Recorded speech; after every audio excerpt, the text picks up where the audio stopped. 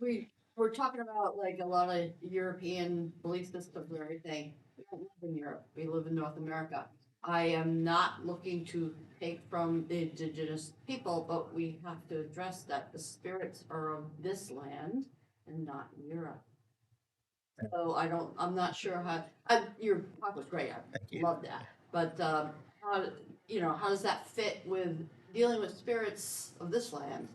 So I think as a biracial person, the idea of indigeneity is one that I think about a lot because I am indigenous nowhere, except for the place where I'm created, which is here. But I would not be considered an indigenous person here. My Caucasian family has been here for 400 years. At what point do we become indigenous to this place? Like, there's a lot of concepts that, as we're talking about indigeneity more these days, that are just not addressed with the process of like, and even for people who aren't biracial, like people where it's like, okay, your ancestors are Lithuanian and English and German. If you were to go back to the place that you are indigenous to based on your heritage, which of those places is it? Because it's none of them. Would you really be indigenous at that point, right? Right. Yeah. And so I think there's ways where it's like we have to recognize the impacts on the people who have been colonized, the impacts on people whose cultures have been damaged or have been overwritten. But we also have to break out of some of these concepts of indigeneity because they don't actually address actual human experience or the totality of who humans are. In terms of the spirits, going back hundreds of years, there's stories of spirits following people. And so the idea that the spirits of Europe are over in Europe and they're not over here, we have stories where hobgoblins would decide, I like the family that I'm with, and so I'm going to move with them to their new place. And that has also included stories of hobs and fairies moving with travelers moving here to the Americas. So European folk spirits from the beginning have been understood as having come here also. There's also, in terms of spirit taxonomy, the question of, are the spirits here and the spirits there different species of spirits, or are they the same species of spirits with different cultures? Is there something that is the same as a hob that is here indigenous to North America, and the Hobbs amongst the Sioux people have a culture that has grown up with the Sioux people, whereas the Hobbs in England have a culture that grew up with the various peoples that lived through England. Because even in England, like your idea of indigeneity, we never talk about, like most English people don't identify as Britons, they'll identify as being Saxons or being Normans and sometimes being Danes. But the Britons are the indigenous people there. But also, your Saxons have been there since what, the 5th century?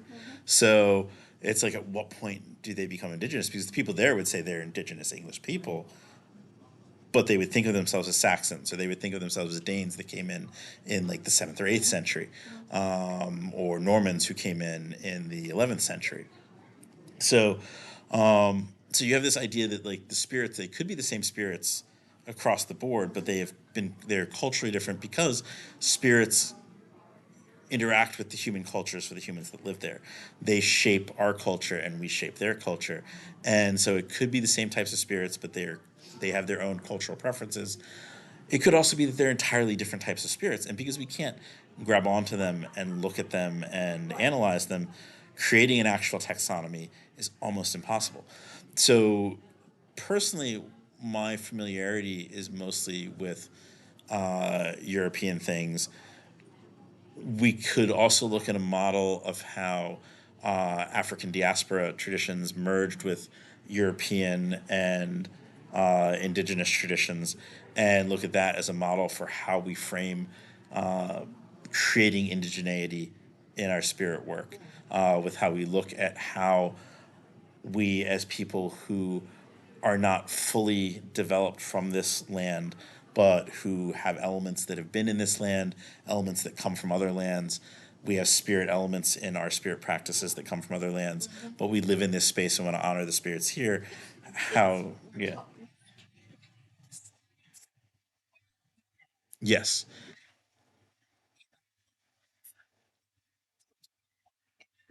Interacting with them the way I know, not from this culture or that culture, just the way I know. So, and then, whatever that culture that I come from, that I'm bringing some of that with it, And because that's what I know. when we look at the diaspora traditions, we see where they have elements of their African modes of spirit work, but they've also adopted elements of European modes of spirit work because they're in a context that's influenced by European culture, and they adopt indigenous modes of spirit work and indigenous knowledge of the spirit allies associated with the plants and the land and the various features that are here. And so that way of kind of blending into a holistic syncretism where everything interacts together because of an animistic respect for the personhood of those things, as well as an understanding of the practicality of those things, that can allow us to move forward that way. I think sometimes the urge to say, I can never be indigenous to this space. I can never know the indigenous spirits of this space. They aren't mine. They are against me because I am not from this space. That causes us to push them off and other them in a way that is unhealthy and incorrect. Yeah. And that's what has created the othering and the separation and the tribalism that has caused problems for centuries.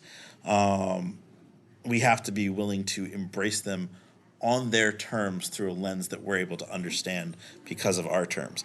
And so we have to be willing to look at how indigenous cultures interacted with those spirits, how they knew those spirits, and then how that interplay and exchange converses with what we understand about spirit work and what we understand of our own practices, where we're not simply taking their practice, but we're being informed by it, and we are recognizing that it's like when you go to someone's house, you follow the rules of their house, you do the things, but you're still you. You're still bringing your own culture, your own things to the table, but you're doing it in a way that interacts respectfully with the context you're in. It's the same thing with spirits that, and I will admit, like when I teach primarily from a perspective of someone who understands things from a European or an Anglophone perspective, because I have not dove deeply into these indigenous things except for how they work in African diaspora stuff, where Yeah. that has influenced me. But that's how I would go about that.